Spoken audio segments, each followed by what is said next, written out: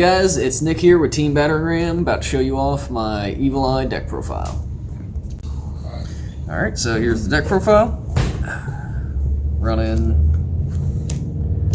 3 Surzeal, Watcher of Evil Eyes. He's basically the Stratos of the deck. He gets any Evil Eye card from deck to hand, which is helpful because it doesn't specify spell or trap, so you can get any of the monsters or anything that you need. Basic combo starter. You do want to equip him with Selene because they all get quick effects when they have Selene equipped. He gets to pop a special summon monster from your opponent's field.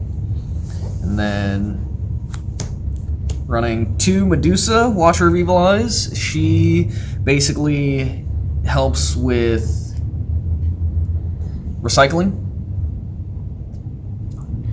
She, when equipped with Selene, she gets to banish any card from your opponent's grave, which is real helpful if you're going up against Orcust or any graveyard-reliant decks. Only run 2 of her. I've seen most people run 1. I don't know why you would run 1. You mainly want to get her for recursion, but she does help later on in the late game. 3 Basilius, Familiars of the Evil Eye. He special summons from hand, and he also sends an Evil Eye spell or trap from deck to grave, so it's very helpful with getting certain spells in graveyard like Selene or Gorgoneo, as you'll see later on. This is just to help with the link plays, but you definitely want to run him at 3. Most people don't run him at 3. Some people don't even run him at all. I run 3 Catoblepus Familiar. I don't know why they don't run him. He's got a great effect, actually. You can send him to the graveyard. If he's in the graveyard, special summon him to your side of the field, but he's only banished when he leaves the field. His main effect that you want is that it protects your Selene when it is on the field once until the end of the next turn.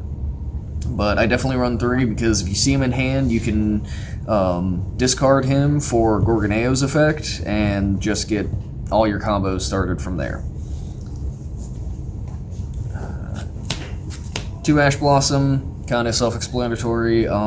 If I would cut anything, it would probably be these. But yeah, just 2 for the time.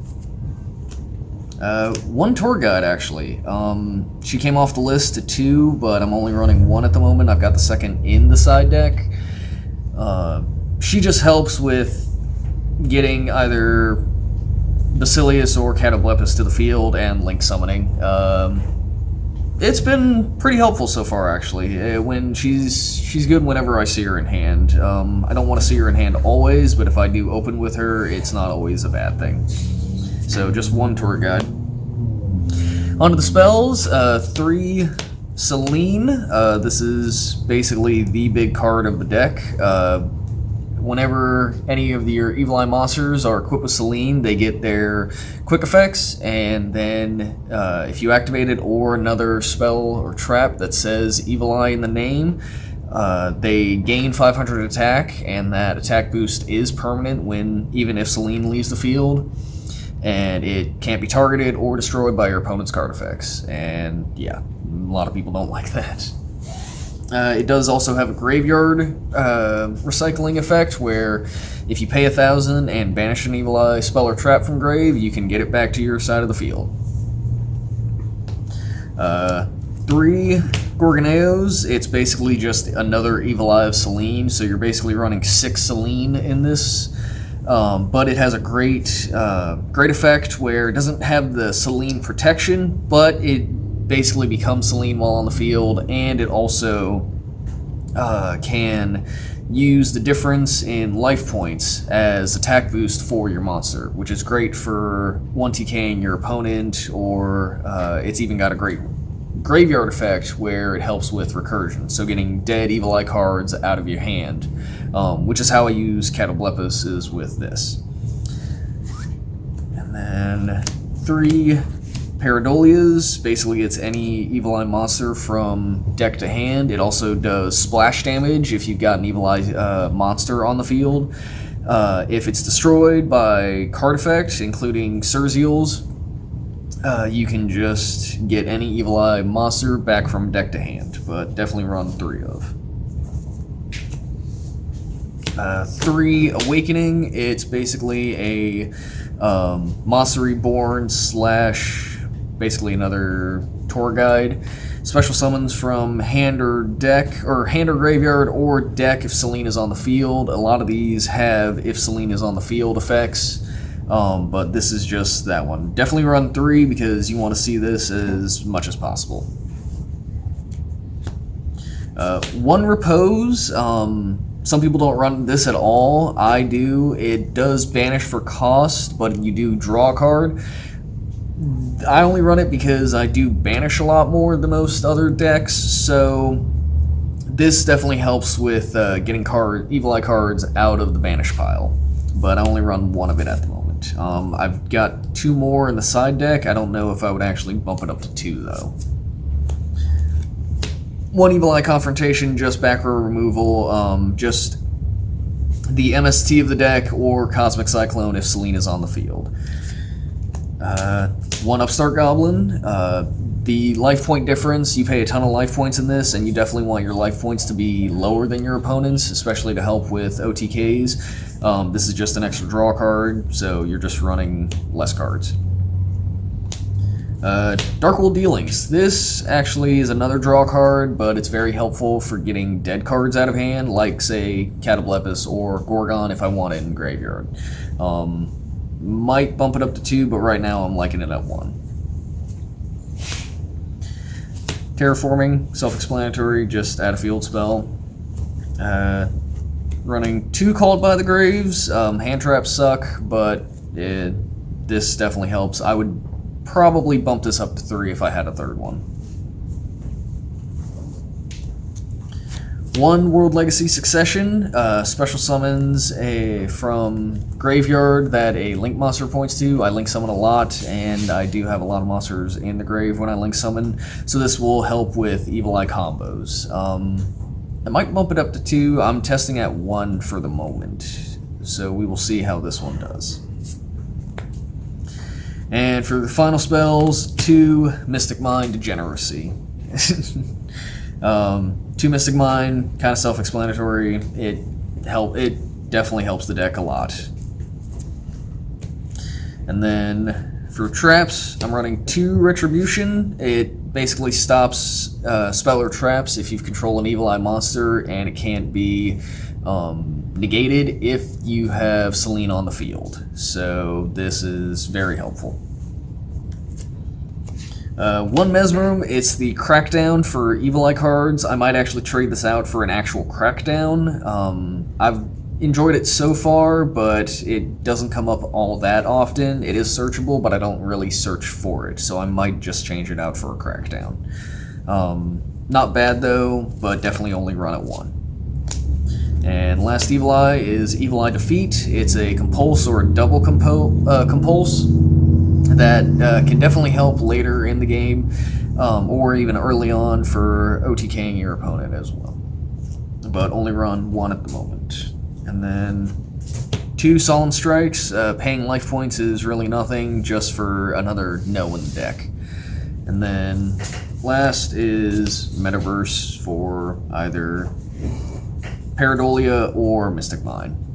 But that is the main deck. And now into the extra deck. So running 3 Gorgon, Empress of the Evil Eyed. Link 2 of the deck. When she is link summoned, she gains 100 attack and 100 attack for every Evil Eye card with different names in the graveyard. When she's equipped with Selene, she can negate a monster's effect, but her downside is after the next turn you activate it, you have to pop a card that she points to, which thankfully she does. She does point up as well. So definitely run 3 of her. Only running 2 of Zurziel. 3 isn't really necessary. I might cut him down to 1 depending on how the new Master Rule looks. But 2, I definitely use a lot more of than I expected.